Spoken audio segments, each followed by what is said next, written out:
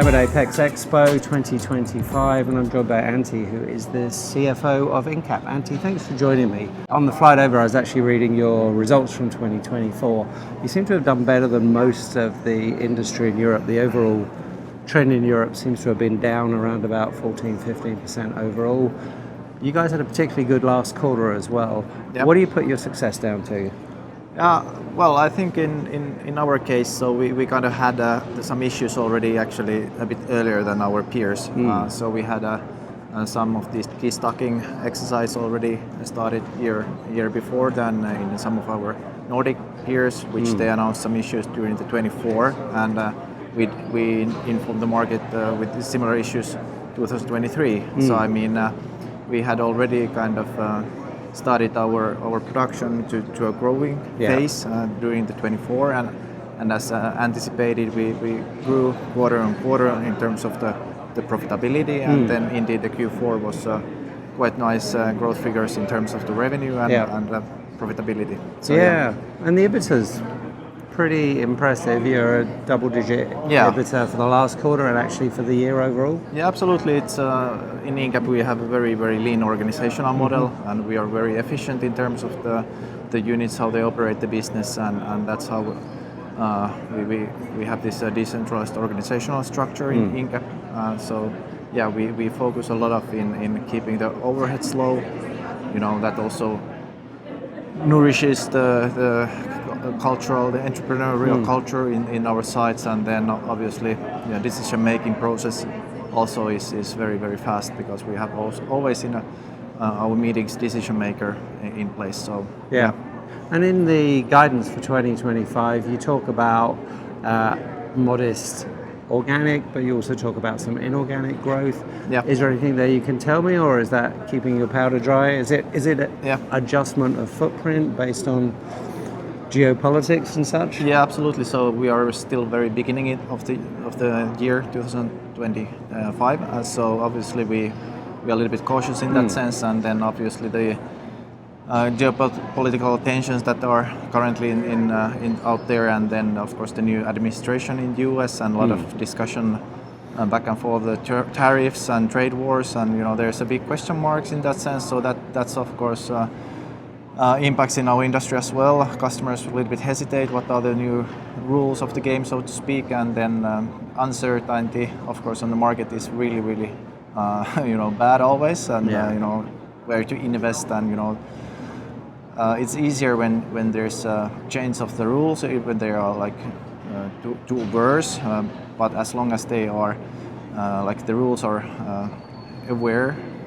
So the companies are able to adjust their operations, but now we don't exactly know the rules, and that's makes it a little bit tricky, and we are in the sort of limbo situation. But end of the day, we believe that the second half of the year will be already the market will pick up, and we believe in the growth in InCap, as mentioned, and as you mentioned. So InCap also is focusing on inorganic growth. So we are financially in extremely strong position to continue our M&A path.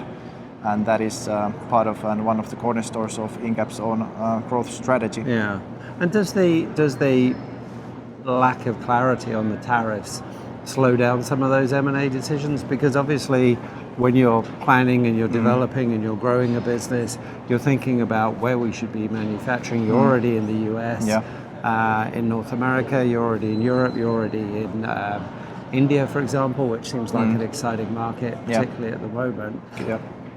Are you finding yourself having to hold back because of that lack of clarity? Well, obviously, of course, it's always one criteria, but we still look M&A as a like long-term, 20-30 years ahead type of investment. So if we still have uncertainties one quarter, maybe 2 quarters ahead of us, so it kind of don't stop our M&A work in that sense. But we are working on different expansion plans. We are interested in expanding still in North American market. We are looking still European market. German market is one of the interesting ones for InCap to expand, and then Southeast Asia.